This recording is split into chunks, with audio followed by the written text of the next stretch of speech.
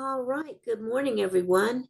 Welcome to the week 3 of our reviews for the Play of the Hand class.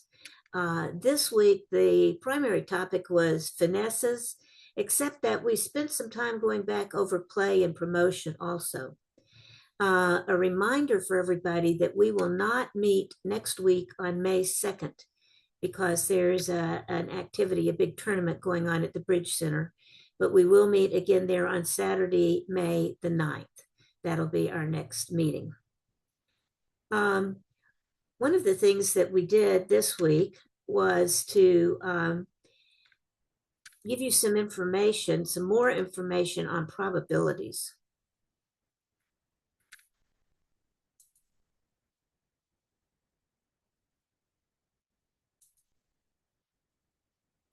Because when we're talking about promotion and length in particular, one of the things we need to have an idea of is what the percentage of the break is for cards that are out against us. Last week, we learned that an odd number of cards tends to split as evenly as possible, and an even number of cards splits as evenly as possible, but not exactly evenly. So if you have 4 cards out, they're not going to split 2-2, they'll split 3-1. So, or the most likely is. Of course, you can have any distribution, but in bridge, what we like to think about is what are the most likely outcomes? What should I guard against? Can I guard against the worst outcome?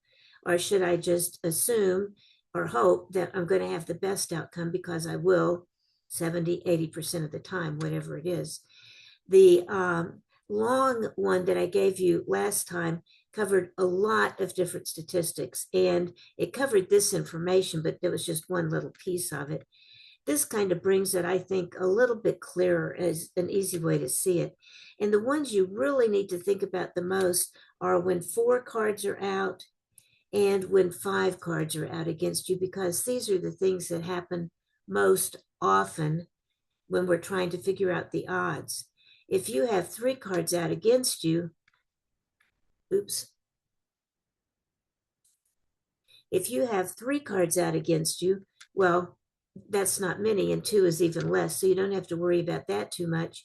And if you have 6 cards out against you, the chances of you being able to do much with it are not very good.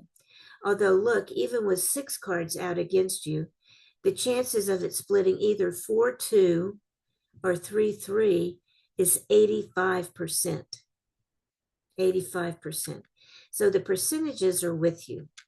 But let's focus on, for just a minute, if there are 4 out against you. When there are 4 out against you, they can split 2-2, they could split 3-1, or they could split 4-0. In other words, everybody, one person can have all of them, and one person none, or each person have 2, or one person have 3, and one person have 1. Well, the chances of them having either 50%, which is 3-1, or 2-2, 40%, 90% of the time, it's either going to be 3-1 or 2-2. It's very rare for it to be 4-0 out against you. So you can plan for the 3-1 or the 2-2. That's the most likely thing that's going to happen. If you can prevent against the 4-0, like you have the ace, king, queen, jack, then fine, then you know you can do that. But otherwise, assume that they're going to split either 2-2 or 3-1. If you have 5 out, which is very common,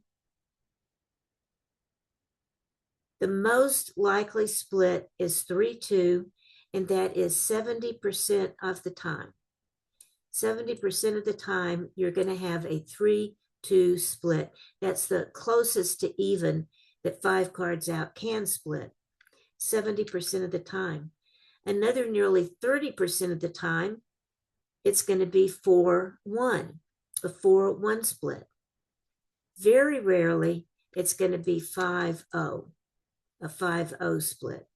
So you can guard against that a little better, or not have to worry about it as much if it's something happens only 4 or 5% of the time. So that's why I gave you this better look at the percentages. And I keep that in my course book or someplace handy, because eventually this will be something that you'll really need to pay attention to.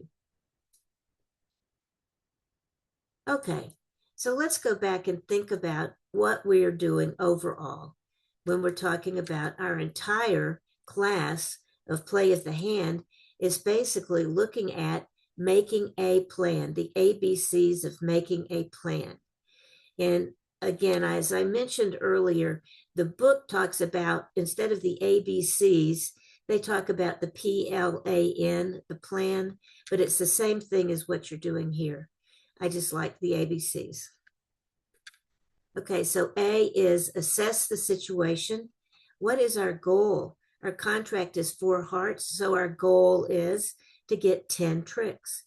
If our contract is for 3 no trump, our goal is to get 9 tricks. And then you look at your sure tricks. What are you sure you can get? Or else what does it look like you'll lose? And it depends on whether we're talking about winners, whether we're talking about a suit contract where we look at losers, or a no trump contract where we look at winners to decide which way to count it. Whichever way we count it, we subtract what we know we have from what we need to get. And that's going to give us what we need to figure out how to accomplish. That's what our plan really is. Our plan is to figure out how to get the 1 or 2 tricks. And usually that's what it is, 1 or 2 tricks. How do we figure out how do we get those 1 or 2 tricks that we need? Well, after you've gotten what you need to do, then you browse the checklist to see what can we do, which of our tools can we use that will help us make our contract. And as we talked about, there's really only 4 of them. There are finesses, which we talk about this week. There's promotion and length, which we talked about last week, and then trumping and dummy, which we'll talk about after we get through talking about finesses. So I want to focus first on just the promotion and length. That's what we talked about last week. And I want to give you a little review here because we also talked about, we went through some examples, some hand examples. So on play and promotion, what we are looking at is, first of all, for promotion. Promotion just means you have high cards, but you're missing a high card. So you have like the king, queen, jack, you're missing the ace. As soon as the ace will be gone, your queen and jack are good. And I think most people can see this pretty easily, that once the high card is gone, your other cards are good. What I think happens is people hesitate to knock that high card out because they think, oh, I'm going to lose a trick.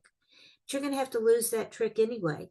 That trick is not going to be yours. So go ahead and knock out whatever you can to promote your cards that are underneath there, to bring them up higher. That's if you do have some other high cards to bring up higher. And since you do have to lose that trick, take your loss early. Don't wait. That ace is not going to go away. Occasionally it will, but generally, no, it doesn't go away. So you need to take your losses early. If you wait and try to develop this later, if you take your other high cards and your other suits, then when you have to give up the trick that you know you're going to have to give up, they're going to have tricks that have been raised up in their suits. You've raised them up for them by taking your high cards. Now their high cards are winners, and they're going to cash those high cards. That's why you need to take your loss early while you still have winners in the other suits. Now, length is just a little bit different. Length is where we need to worry about how they're most likely to split, because we need to worry about in length, for us to develop the long side that we have, we need to worry about how many the opponents have and how many are going to be out against us. And are they all going to be on one side, or are they going to be split more or less evenly? In general, what we look for is an 8-card suit to decide if we can develop length. Now, when we are playing a suit contract, we nearly always have a length suit we need to develop, and that's our trump suit. That's what we've decided on. That is our long suit. So we're going to develop the length in that suit and hopefully trump other things along the way. But so we usually look for suits of 8 or more. That's our magic fit, is 8. We look for suits of 8 or more, but we even look at that when we're making our plan for no trump, because a lot of times there will be a long suit in no trump, usually a long minor suit that you want to develop so you can get extra tricks out of it. So don't forget to look in no trump for those long suits that you have. When you're developing your link suits, you need to watch your transportation, because if you develop long suits in a tricks in a long suit and you can't get to that hand, you can't cash those cards. So you need to make sure that you keep enough cards on both sides to go back and forth. This is the way that you can serve your transportation issues. Promotion and length can work together. You might need to get rid of an ace, promote your king, queen, jack, then the other 2 cards you have in your suit are going to be good because of the length. The opponents no longer have cards in that suit. And then the last thing we talked about is which suit to develop. Well, if you have 2 suits, the longer suit is the one to develop, because the longer suit, when you have, you'd rather, work on a 9-card suit than an 8-card suit, and you'd rather work on an 8-card suit than a 7-card suit. That's even if you have the high cards in the shorter suit, you're more likely to develop length tricks with a longer suit. And then the second is you have 2 equal length suits. The one you want to go with is the most unevenly split suit. So if you have an 8-card suit and it's split 4-4, but you have another 8-card suit that's split 5-3, it's the 5-3 is the one that you want to work on, because you're more likely to develop tricks there. Okay, so that's what we talked about generally in promotion and length. So let's go over to our course book on page 68, because this is where we talked about, we went over 3 hands and played 3 hands. And these are the 3 that we played on page 68, the first one in the promotion and length. And let's look at this hand that's in front of us. Dealer was north.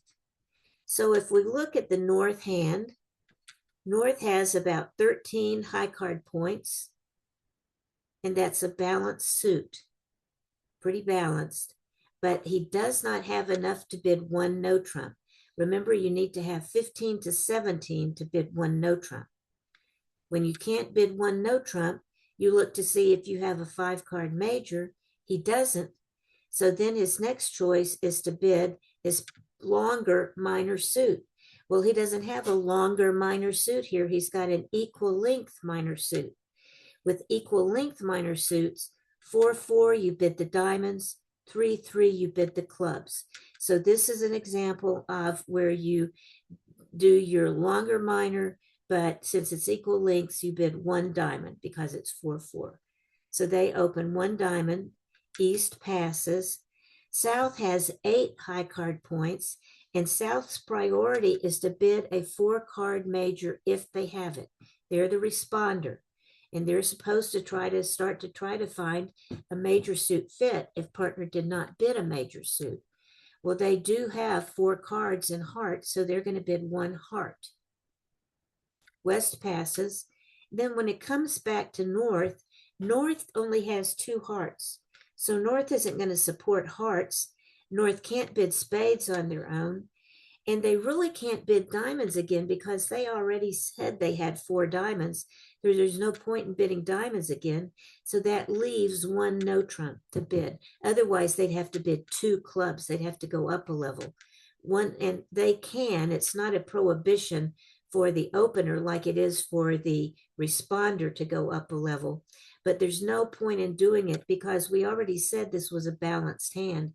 We can describe a balanced hand really well by just bidding 1 no trump in this situation.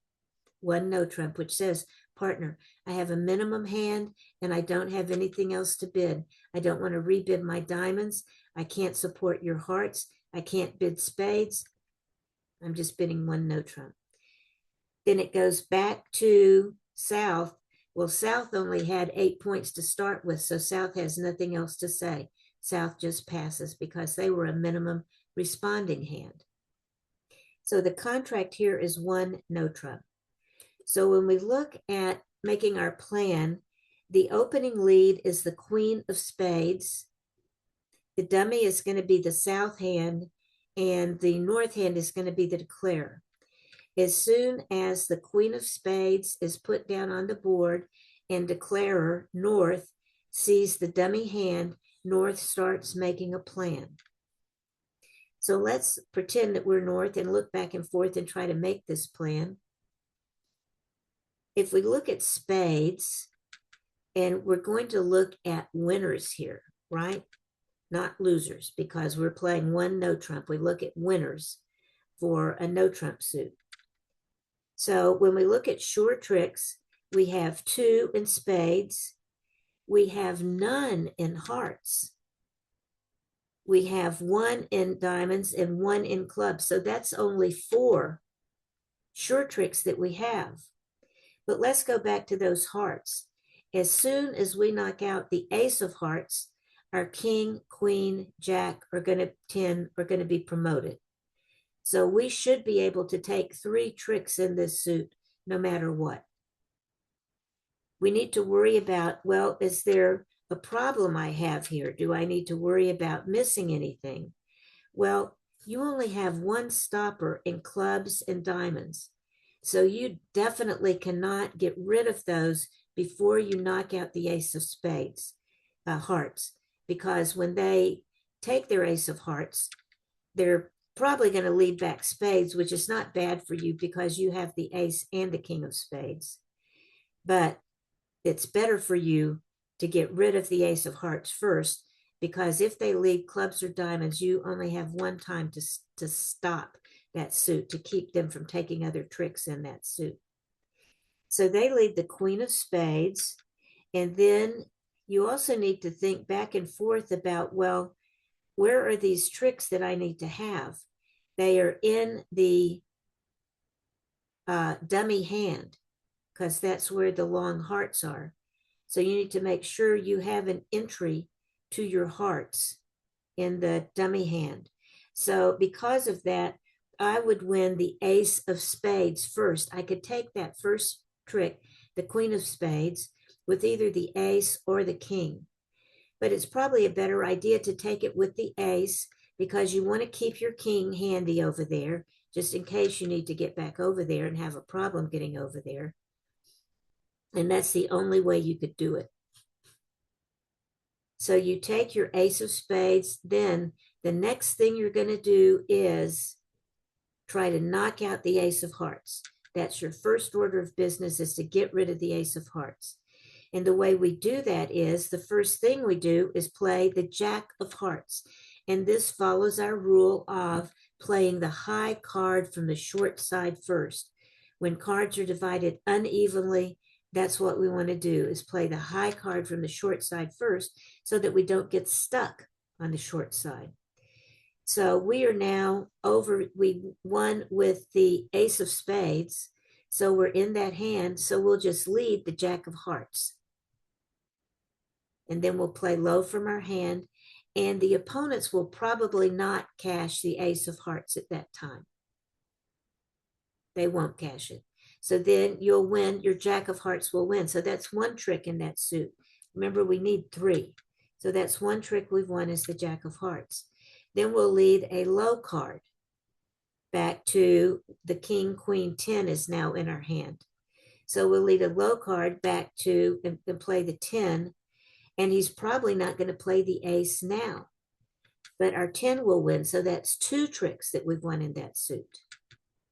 We just need 1 more. So we're going to lead it 1 more time. Now he's going to play the ace. Now he's going to play the ace. And he's going to lead something back, probably a spade. So you're going to then take the king of spades over in the dummy, because that's what's left. And then you will cash your 3rd heart trick, which will be the king of hearts. So now we've won 3 tricks in hearts. We know we had 2 in spades and we've already taken both of those. So we've taken 5 tricks.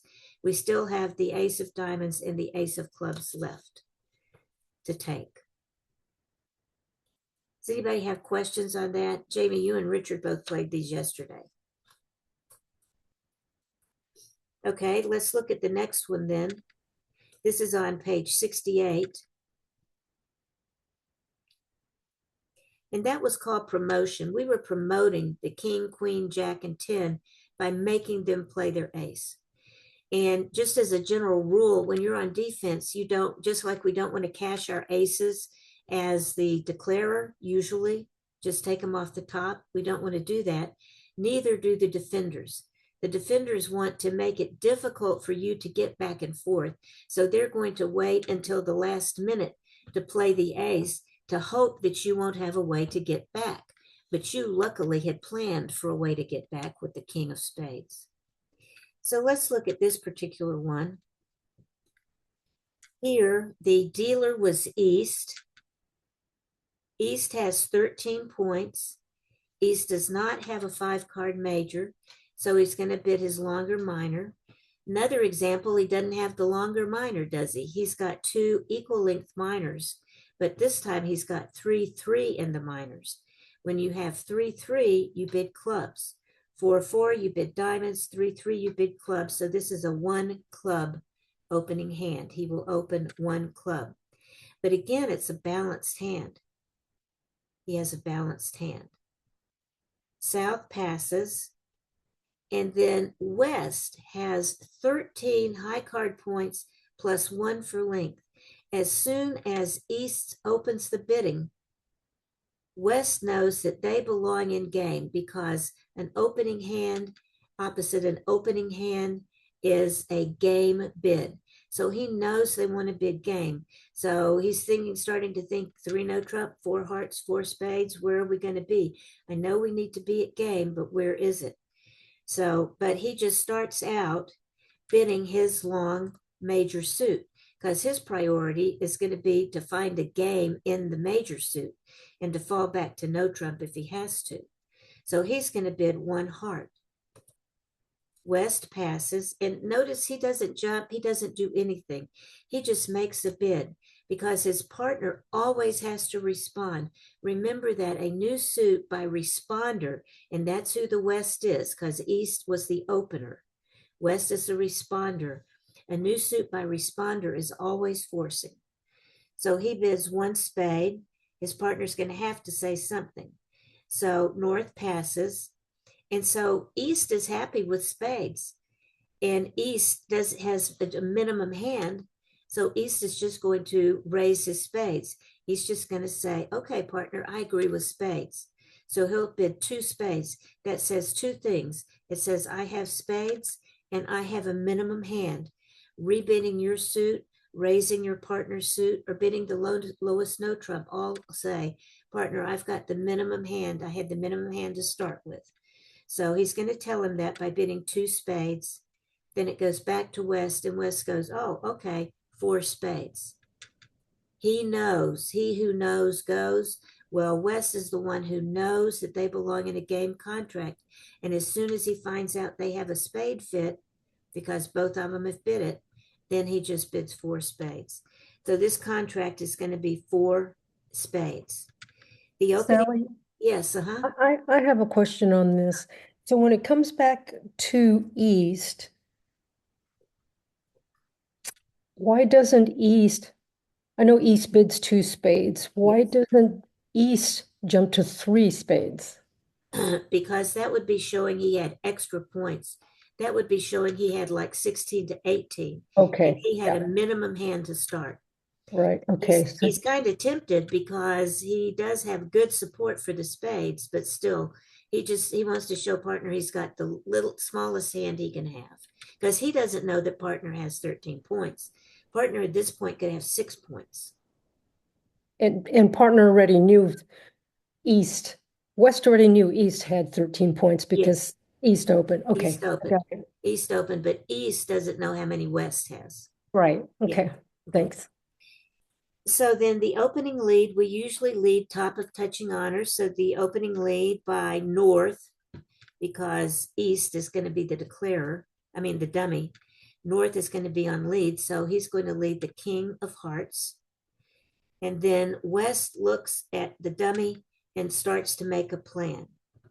So since we are playing four spades, he's going to look at the losers, not the winners.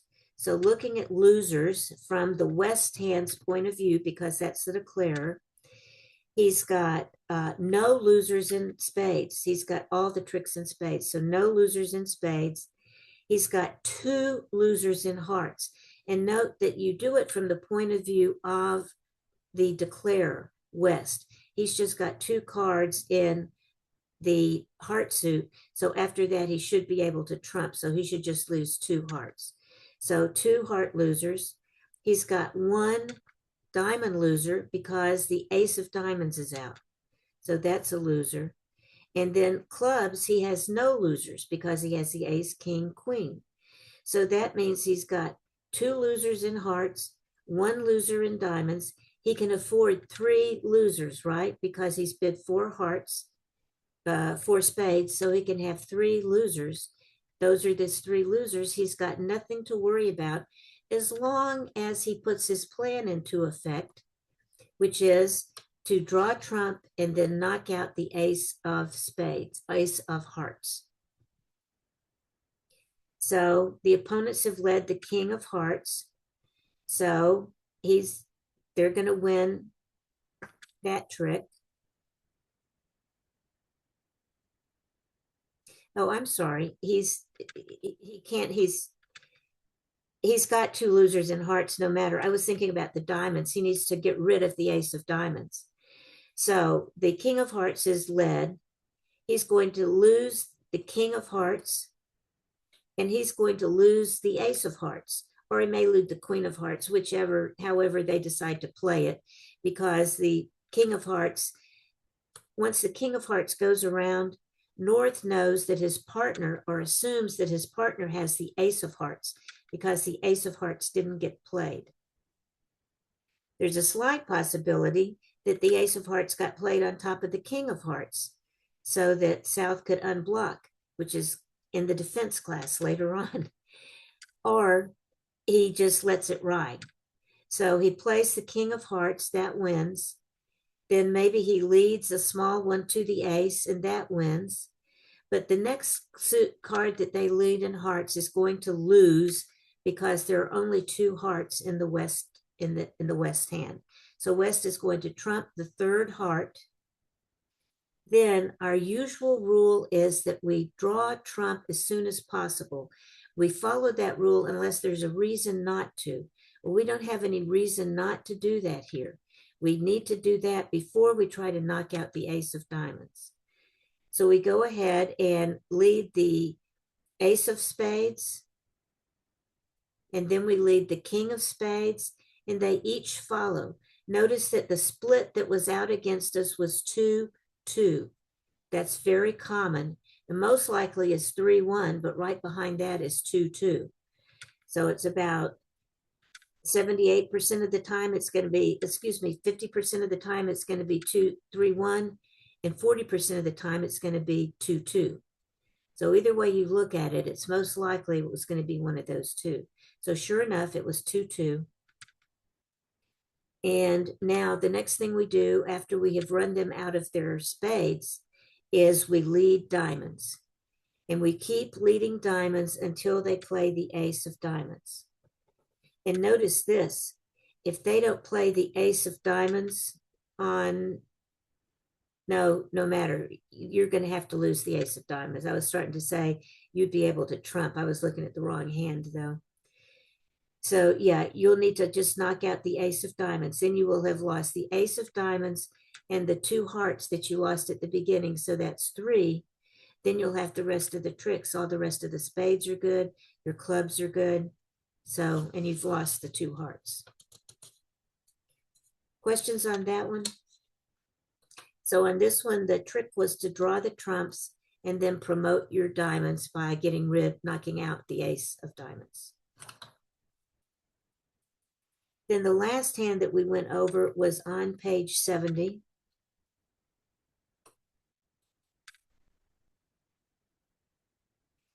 And on page 70, the dealer was in the south. And the dealer here has 14 high card points plus one for length. One for length. And so he can't bid no trump, although he's got 15, counting the one for length. Usually you don't use counting length to get you into a no trump contract. So he's only got 14 high card points. So he's going to be bidding not one no trump. He can't bid a major suit because he doesn't have 5 hearts or 5 spades. So he's going to bid his longer minor suit. And here he does have a longer minor suit, the diamonds. So he's going to open one diamond. West passes. Then the north hand has 12 high card points. 12 high card points. And his first priority is to name a 4-card major if he has one, because his partner opened diamonds. So he's going to name his hearts. He's going to say 1 heart, telling his 4-card major. Then east passes. Then it gets back to south. South has a balanced hand and a minimum hand. So he's just going to bid 1 no trump. That's the way, as we said earlier on the earlier 2 hands, to put the brakes on, to say, partner, I don't have anything extra. I can't raise your hearts. I don't have spades to bid. I don't want to rebid my diamonds. I'd rather bid no trump. Now, he's got 5 diamonds, so technically he could bid diamonds again, but the better bid is no trump, because if you have a balanced hand, it's better to tell your partner that than to tell your partner, I don't have a balanced hand, by bidding diamonds again, because you won't be able to find a fit in no trump if you do that. So no trump is better. Remember, we always prefer to have the major suit if we can. If we can't, we prefer to play in no trump. And our last place we want to play is diamonds or clubs. That's why he doesn't rebid the diamonds. If he had 6, he would have an unbalanced hand. But you'll see here, he missed the definition of balanced hand because he just has 1 doubleton. So a better bid for him is 1 no trump than 2 diamonds. Now, once he bids 2 diamonds and it comes, excuse me, 1 no trump, and it comes back to north, north has 12 high card points. He knows his partner should have 13 high card points because he opened. 13 and 12 is 25. That's a game at 3 no trump. So north should just then bid 3 no trump. So the contract here should be 3 no trump. Okay, so then it goes pass, pass, pass. 3 no trump is going to be our contract. With 3 no trump being the contract, the first person to bid no trump was south, so they're declarer. North is the dummy. Then the leading person would be from west. Well, against no trump, for our first choice is to bid the top of touching honors if we have them. We don't have them in this case, so our second choice is to bid the 4th down from our longest suit. So the one we would want to lead there is the 5 of clubs.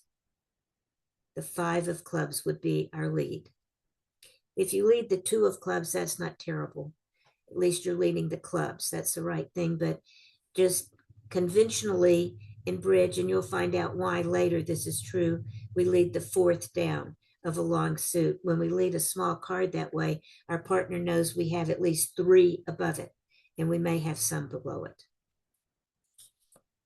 So they lead the 5 of clubs. Now, north can make his plan, south can make his plan because he can see the dummy. So we're going to look first, we're going to be counting our sure tricks because we're playing in a no trump contract. We want to find our winners. So we look in spades, we've got 1 winner there. We look in hearts, we've got 2 winners, the ace king. We look at diamonds, we've got 2 winners, the ace king. And in clubs, we've got two winners, the ace king.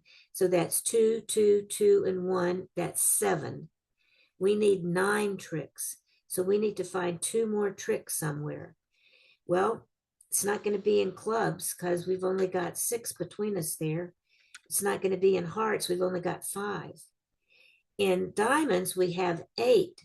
So maybe through length, we can promote something there because there's never nothing extra in clubs either. Our only shot is if we can promote in a length contract using length, we can get some extra cards in that diamond suit. Now, clearly in the diamond suit, we're going to have to lose one before we have winners. So after they lead the 5 of clubs, we can win with either the ace or king. But the next thing we need to do is lead the ace of diamonds, the king of diamonds, and then lose a little diamond, lead a little diamond, and lose a diamond because we have to lose a diamond. But look, the chances of them being split 3-2, which is the most likely, 70%, is what it is split 3-2. Now, if it was split 4-1, you could still do it, but they might be able to take 2 tricks then, not just 1 trick. But the way it is here, you'll lose the ace and the king, and you see that will knock out 2 of the west and 2 of the east. The east will now only have 1 winner. So after you play your ace and your king, and then you play a little card, east is going to win with the 9 of diamonds, and then he will have to lead something back to you, and you have winners in every other suit. Plus, you now have a winner, an extra winner, or 2 extra winners in diamonds.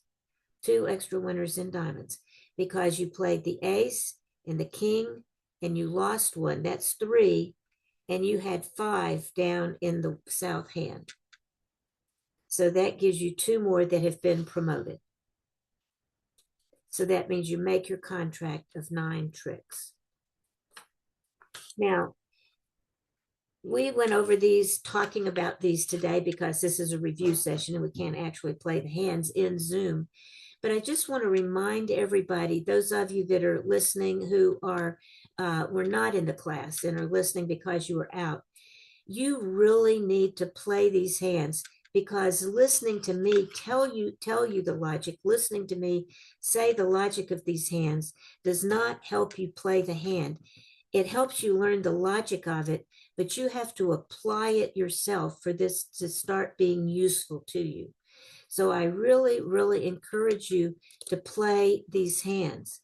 Try to cover up the other hands and say, okay, what would I bid with this hand?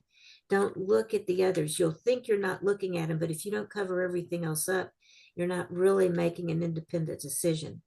Or play with other people, or even play online. And there's places you can play online like Bridge Base Online or the American Contract Bridge League, or just Google bridge playing bridge. And there are a lot of places will come up where you can play bridge.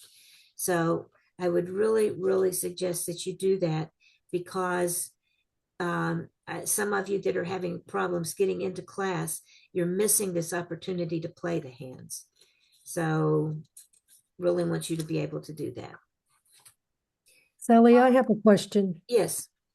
When you said earlier the opening bid, you usually don't count length to make your 15 to 17 points.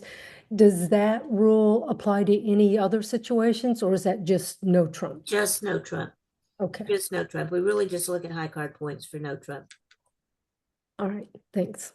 If I'm having, well, we haven't, oh, yes, you have. In no trump, if your partner has made an invitational bid for you and you have to decide whether you have 15 or 17 points, I do add the length point back in for that. Just to help me decide, should I count this as 15 or 16 or 17? I do add the length points back in, but not for the opening bid. Okay. I do that without the length points. Okay. So now we're going to move on. We did about half of the finesse chapter in our class yesterday. So let's talk about finesses. Finesses, we've just talked about promotion and length. Those are two of the tools that we have to develop extra tricks. Finessing is another one of the tools we have. And it's interesting because it's the one that people go to the quickest. They can kind of see a finesse, and so they go there. But a finesse is really always just a 50-50 proposition. With a finesse, you hope that you can make a card win. And if you look on page 76 of the course book, it gives you just the most common example of where we would like a card to win. It's where we've got a king small and in one hand and two small cards in the other hand. So what we would like to do is hope the king wins, that we can play the king and they won't play the ace on top of it. Well, the time that we can do that is if we can play towards the king. That's how we always work a finesse. We lead a low card towards the card that we want to win. We want the king of hearts to win, so we need to lead a low card towards the king of hearts, or the king of whatever it is. If the ace, and it's the ace that we're worried about, the ace is going to take a trick. We can't do anything about that. But we would like them to take the ace before we have to play our king. So if we lead a low card towards the king, what we're going to hope is that the ace is on the west side, is on our left side before the king. So we lead small towards the king. If the ace is over here and they play it, then we'll play a small card and our king is the winner. But if they do not play the ace over here, we have to put our king in. So it's going to go small, small, king. And our fingers are crossed that the ace was over here and not over here. If the ace is over here, where we've put our king in, the ace is going to win. Then we're going to have to lose two tricks in that suit. We were hoping to win one. We knew we were going to have to lose one. We were hoping to get one. But if the ace takes it, we're going to lose two cards in that suit. But if the ace was over here, our king is going to win. So that is kind of the philosophy on all of the finesses that we're going to go through for the rest of this chapter. If you can just remember the idea that we're going to lead the card towards the card that we want to win and hope that the card that's higher than it is over here before we have to play that card. If it's after we have to play our high card is always going to lose. And there's only two other hands it could be in, this hand or this hand. So it's a 50-50 proposition. Sometimes you will have some information from the bidding or possibly from cards that have already been played in the hand. If this is not early in the hand, other cards have been played, you may have a better idea about who has the missing card. For instance, if this hand didn't open and they've already played two other aces, you figure they don't have the ace of this suit. And so unfortunately, then you'll know your finesse is not going to work. But when we're first figuring out our plan and we can't see anything else and we see this suit and that's our only option, we'll just think to ourselves, well, here's a possibility. I've got a 50-50 possibility of making this work. That's one of the reasons why you need to understand the probabilities of having a certain suit split that we discussed earlier today, because it's a better chance of you getting like a 3-2 split on a long suit.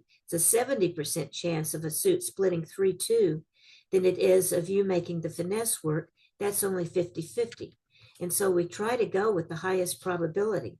There's no point in trying a finesse if we can hope that there's a 3-2 split in an 8-card suit that we have, because that's the better possibility. If that doesn't work, then we can fall back on the finesse. But the finesse is usually not the first thing we do. Not the first thing we do. Go on over to page 78. There's another example here. Here you're missing the king. You've got the ace queen. You're missing the king. So the same theory, the same idea is true, that you're going to lead small towards the queen. The queen in this case is the one you hope will win. You have the ace queen. Somebody has the king. So you hope that this person has the king so that your ace and your queen will win. When you have the ace queen, you know the ace is going to win, but you're hoping you can get two tricks in that suit by getting the ace and the queen. The king is over here, it'll work. If the king is over here, you'll just get the one trick, the ace. You won't get your queen. So when it's the ace queen, you will lead small towards the ace queen. You'll lead a small one. If this person plays low, which they nearly always do and should, they play low, you'll put your queen in. And then that will win because the king was over here, not over here. If they do put their king in, fine. You win the ace and that promotes your queen. So either way, as long as this person has the king, you're good. No matter what they do. If they play low, you're good. If they play the king, you're good. But if they play low, you're hopeful. If you play your queen, then you hope this person does not have the king. If he does, your queen is going to lose to that. Sally, I have a question. Yes. So if you're leading in this example, let's say we lead the two toward the queen. What about the rule of second hand low? Can we count on West leading low? Or We can't count on it, but that's the reason why he usually plays low, because that's the rule. He's the second hand. He should play low. okay. Now, sometimes he won't because of other things that he can see, or he may want to make you win on that side, and he knows he knows that the finesse is going to lose anyway. Usually you don't play because even though you're going to lose the finesse, you hope that they make a mistake. And maybe they were going over there not to take the finesse, but because they needed to win over there with the ace to do something else. Maybe they were using that as an entry to that hand. And so that's a mistake, or that they just didn't realize they could finesse the king. So there are a lot of reasons, but most of the reasons have West playing low. So that's usually what happens, is because it's second hand is the main reason. Okay. Okay, over on page 79 is another even deeper example. Here we've got the ace, king, jack. So we would like the jack to win. We've got two tricks, but we would like to win three tricks if we can, and we just need to have the queen in the right position. If you look at page 79, you'll see an example of that. And in this case, because we have the ace king, we could go ahead and take one of them first. And that would take the problem away if the queen was a singleton, because then they would, or even a doubleton, it would fall under the ace or the king. But because we have 6 cards, they've got 7. The chances of there being that bad a split are extremely remote. So, but it doesn't hurt to take the ace as long as you could get back to the hand, because the south hand is going to be the one that needs to lead towards either the king jack or the ace jack to hope that the jack wins. So you're going to lead small, and again, hope that West has the queen. West has the problem. Does West play the queen, or does West hold on to the queen? And generally, West is going to hold on to the queen. And so you play your little one, and then you play your jack, hoping that it's going to win. It's the same probability, 50-50, of that queen being in the right place as it was for the ace and the king to be in the right place. Same probability, 50-50. A finesse is always a 50-50 possibility, unless you have some other information about the hand that you know, but usually you don't. Let's look over on page 81, because here's a little bit different example. Here we have the ace, king, queen, 10, 2, and we would like to have our 10 win. Well, there's really two things in operation here because we've got length possibilities and finessing possibilities, okay? So with this hand, we've got 8 cards between us. The most likely split is 3-2, and another likely split is 4-1. 3-2 is about 70, and 4-1 is about 28% of the time. So what we want to do is, because 70% of the time it's going to be 3-2, we'll just take our ace and king first and see what happens. See what happens. So we lead small and we play the ace, and then we play the king. And notice that when we play the king, East shows out. They do not have any more cards in that suit. So now we know where the jack is. The jack is in the west hand. That's where we want the jack to be. So we will just lead something else to get back to our hand and then play that third card we have in the suit. And now West has a choice. West can either play the jack or not play the jack. If they play the jack, we play the queen. If they don't play the jack, we play the 10. Either way, that's going to be a winner. And then we will play our last card, the 2, which will now be a good trick because the ace, king, queen, 10 have knocked out the 4 cards that West has. And that means we've now, through length, gotten rid of all the other cards in the suit. Now that 2 of the suit is going to be good.